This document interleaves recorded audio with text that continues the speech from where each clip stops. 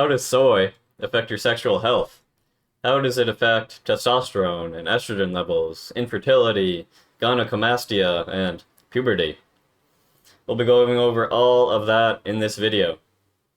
I absolutely fried my brain going through so many studies on this topic because I simply could not believe what I was learning through the research.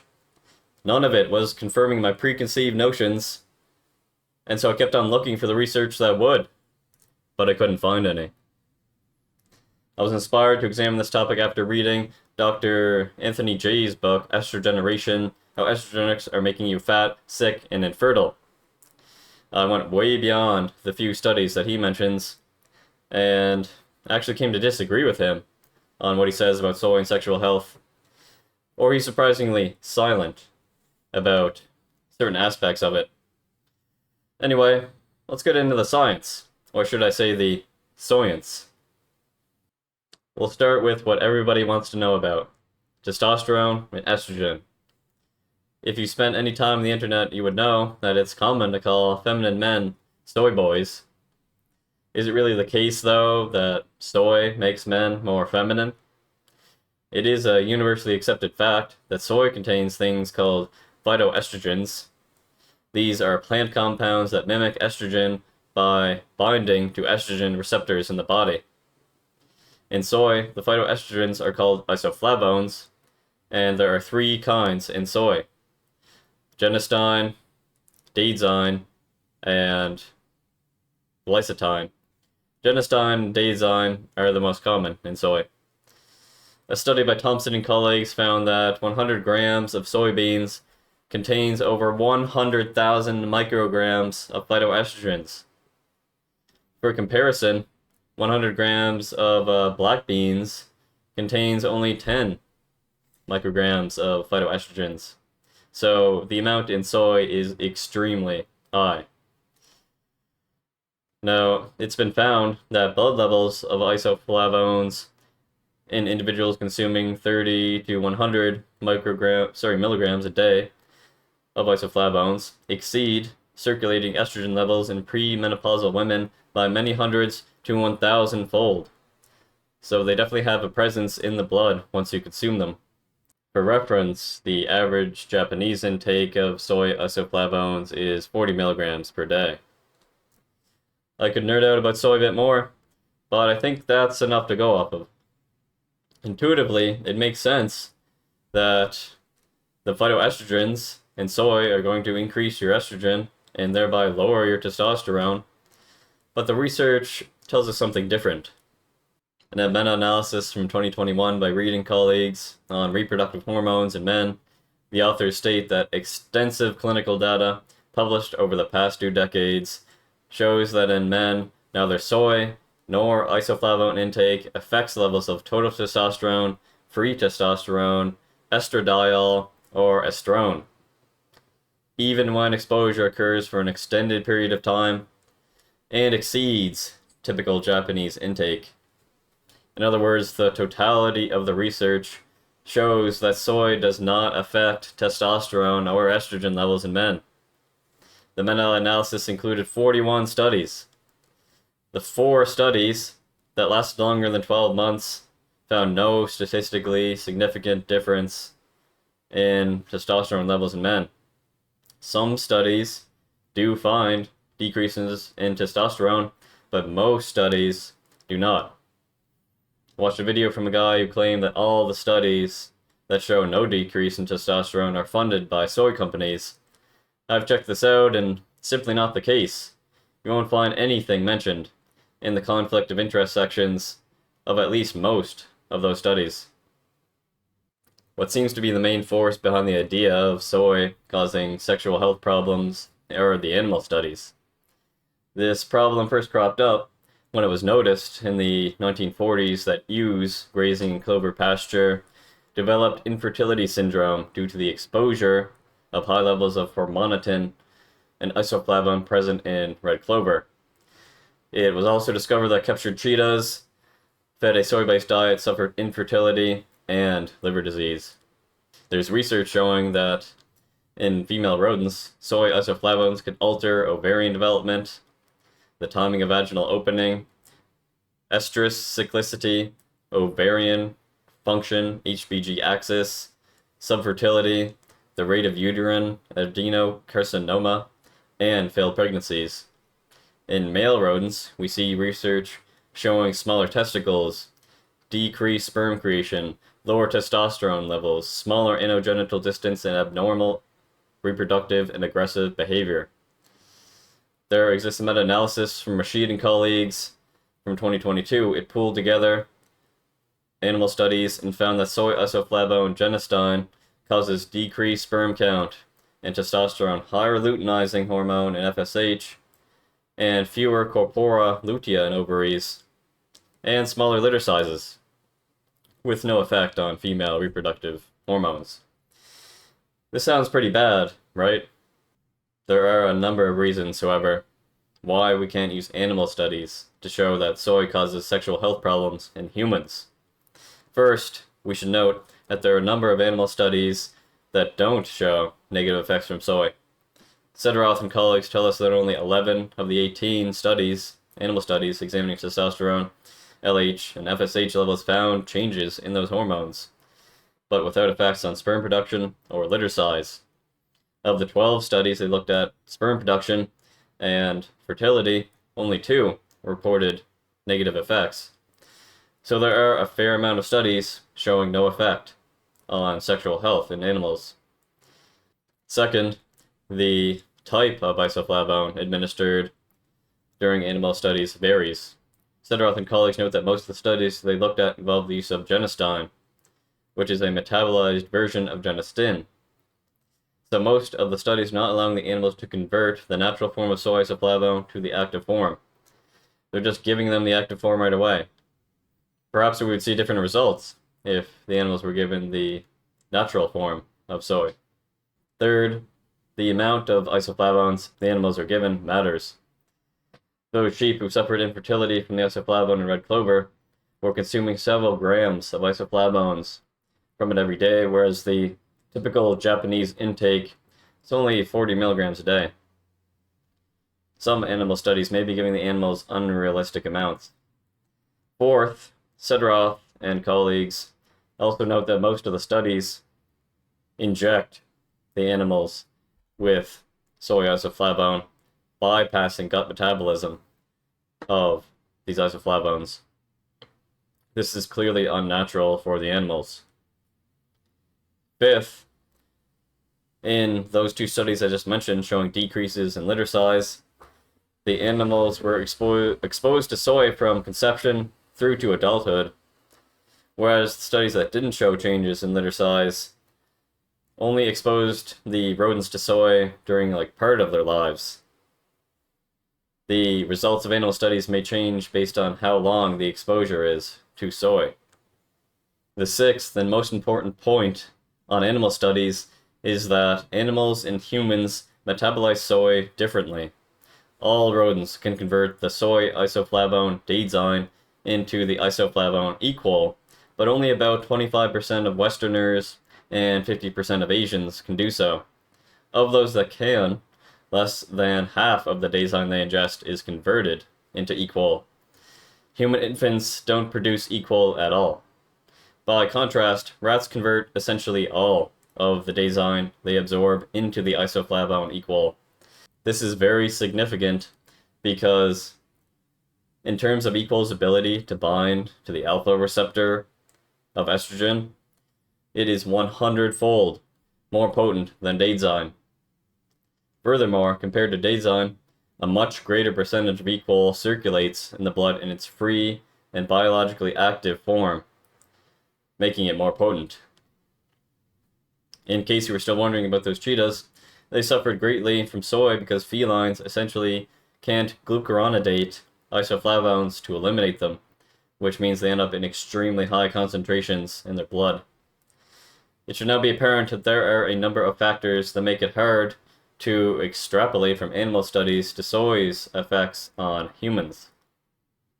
The researcher Messina acknowledges that although soy doesn't seem to lower testosterone or increase estrogen levels, perhaps it's still messing us up in other ways. such as by directly binding to the estrogen receptor.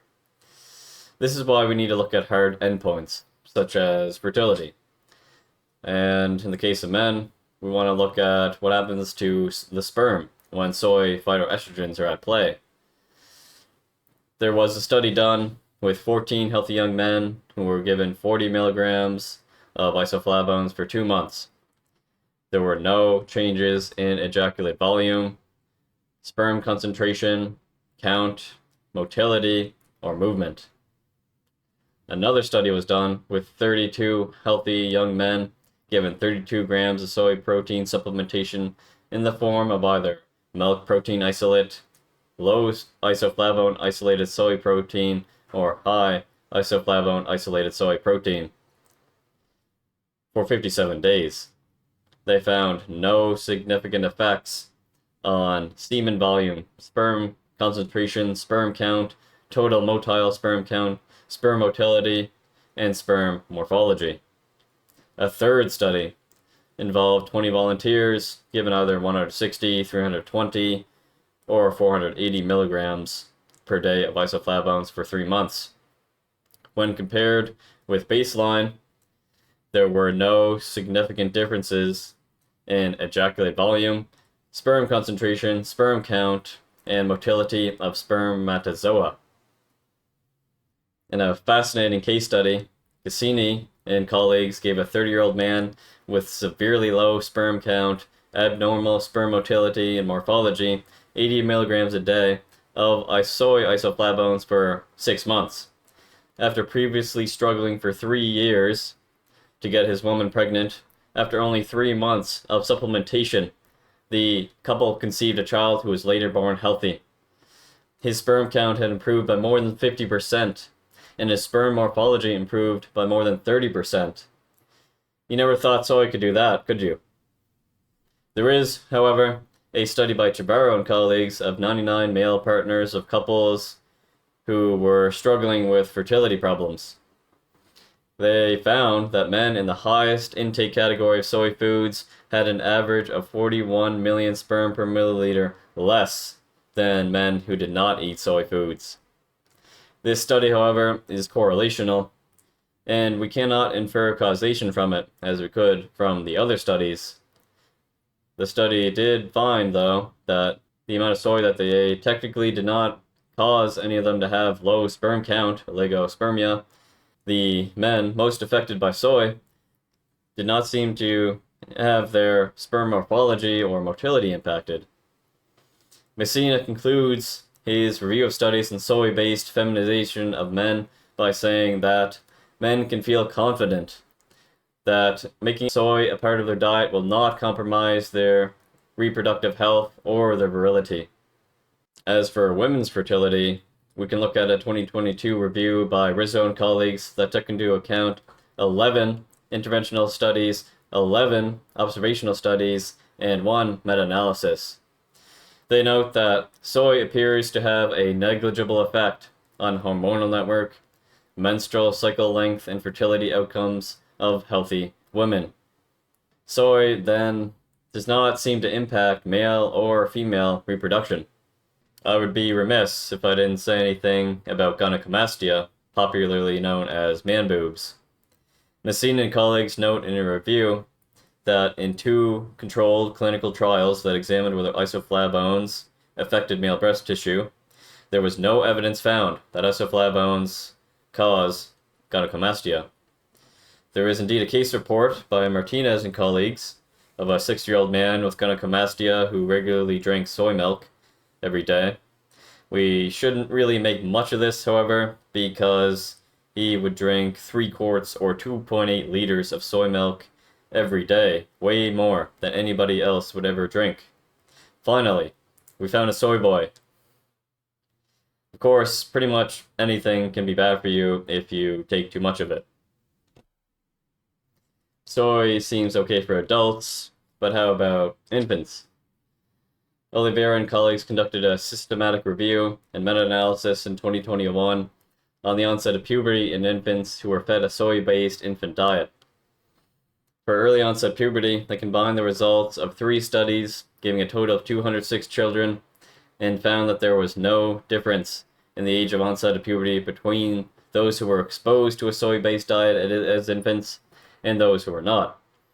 One caveat to research on early onset puberty, however, that the researchers mention is that 2 case control studies in Korea, totaling 251 girls, found soy isoflavones in the blood to be significantly higher in girls with early onset puberty compared to girls without.